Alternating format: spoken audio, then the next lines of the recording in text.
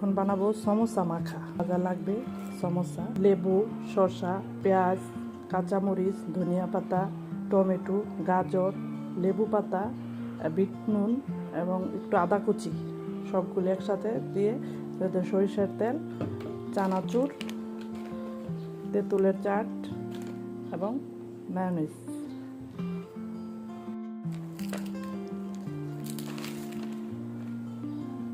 গুলি একসাথে দিয়ে দেব।